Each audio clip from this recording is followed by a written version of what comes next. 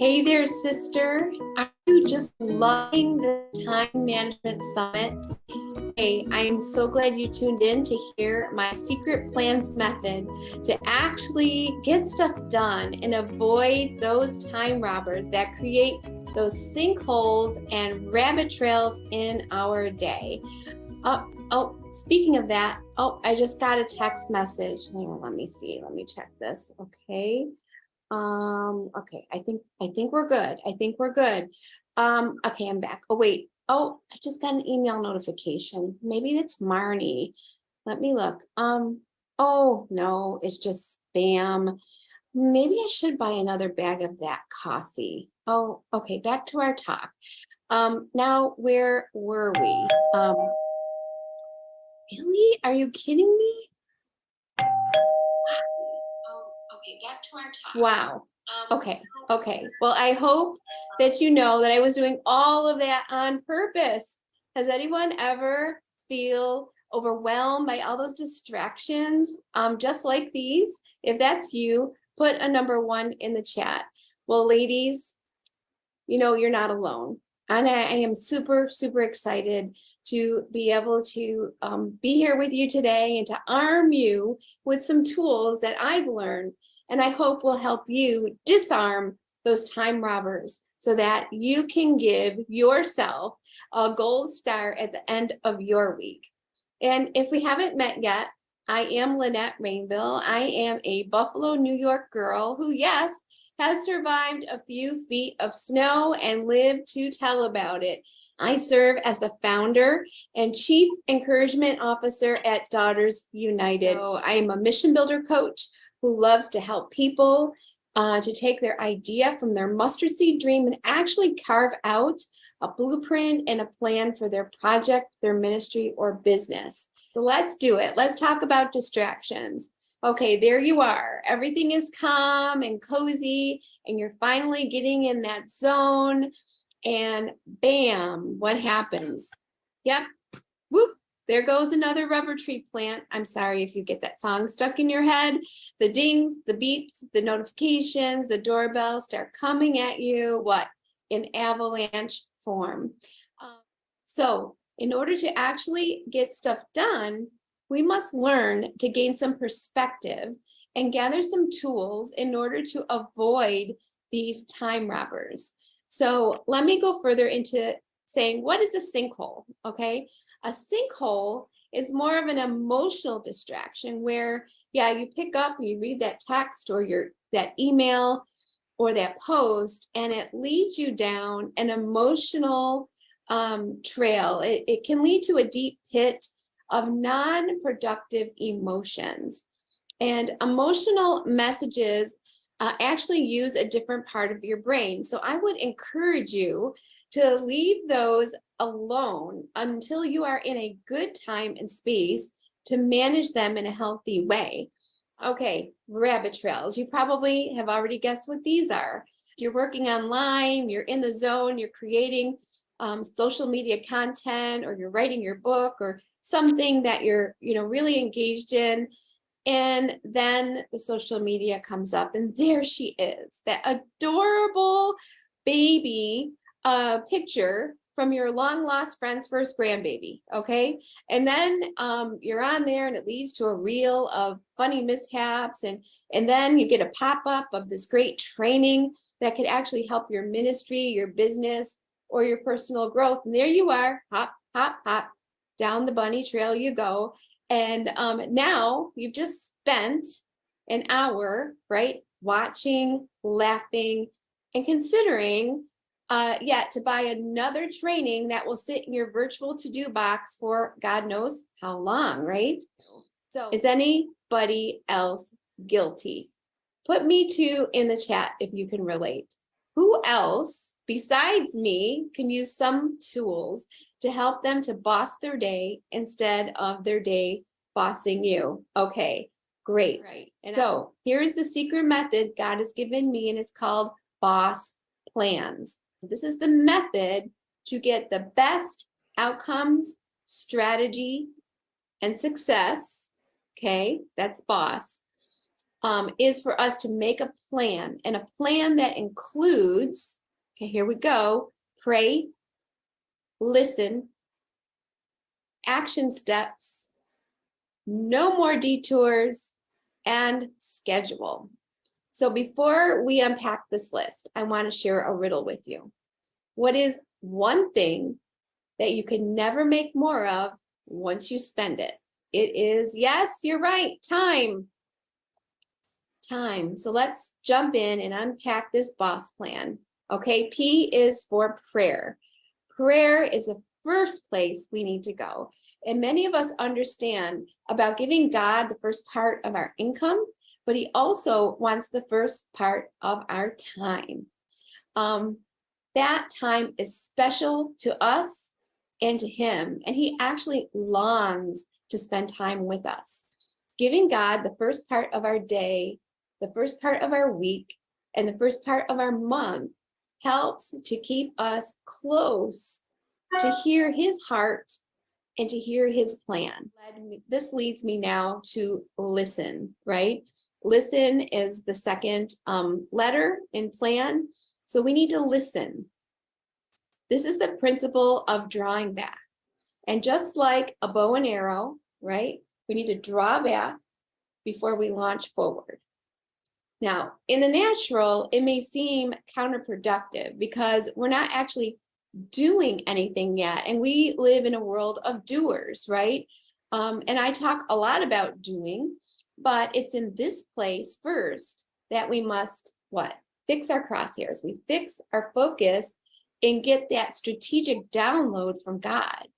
It's actually in this space that God may bring a person to your heart. He may paint an image in your mind. He may give you a specific task or even give you a whole entire outline. I love this when this happens for a project or for our next steps. Well, and when we listen for what God is saying, it's his wisdom that will help us to avoid going down some of those rabbit trails we're tempted to take. Okay, now A, action steps. This is the third one. When we decide to take action, we put feet on those things. We put feet on that decision that we know we're supposed to do. And here's where we actually make a list and we make those things a priority. And what I love to share here is the concept God gave me a while back called the holy no. You heard me right, the holy no. This, my friend, is a game changer. Remember when we were kids and we played Monopoly, and when you would get stuck in jail, how valuable that get out of jail free card was? Well, God has given us one too, and it is called the holy no. With every no we say, what does it do? It makes our yeses all the more stronger, right? When we are able to stay focused and disciplined on task, we are using the power of the holy no. Again, time is one thing that is easily spent and the thing we can never make more of. But when we invest our time wisely, it will create huge dividends. Okay, the next one is N, no more detours. Right now, I'm reading Carolyn Leaf's book, Who Switched Off My Brain? And she actually talks about these neuron pathways that we form when we are thinking about something. And our thoughts actually create these little trees that grow and they take shape neurologically so that when we say that we're in the zone, it is a real thing. When we get off tangent, right, it is like jumping trees or jumping off track. Like if a doorbell rings and I'm shifted, it's literally like shifting and jumping track. And it's much more difficult to get back to where we were. So now is where I like to get really practical, ladies, and where discipline kicks in. You heard me right, discipline. When you were in school, did anyone else love to see that gold star on their report card for good behavior? Well, I hope these practical tips I'm about to share will really help you to get gold stars in your day and in your week. Okay, number 1, use your Holy No card. If it doesn't fit into your focus project, just say it, honey. Just say it. Just say no. We need to learn and practice saying that. We have to filter that through the Father filter. And then number 2, did you know that you already have a personal secretary? Yeah, you do. She's called voicemail. Use it. Let the message go to save. And I want to tell you a little secret. This can be super helpful because it can capture emails, dates, and phone numbers that you can refer to at a later date. So don't get frazzled about that and use it to your advantage. Yes? Okay, number 3, time block. Time block your day. So right now I'm in physical therapy, and I noticed that if I make my appointments a little later in the day, I can create 3 to 4 hours of a window where I can get a lot accomplished and stay in the zone rather than having an hour here or an hour there and breaking it all up. So I call that, time blocking or chunking out your day, and chunk your day out into tasks that make sense and that go together. You're going to get a lot more accomplished. Okay, this will help you totally stay in the zone. Number 4, keep a reminder journal near you at all times, okay? Especially when you're right in the zone and you're working, and write today's date on the top of it. And what you want to do is just keep it handy for when those thoughts pop in your head, like, oh, I need milk.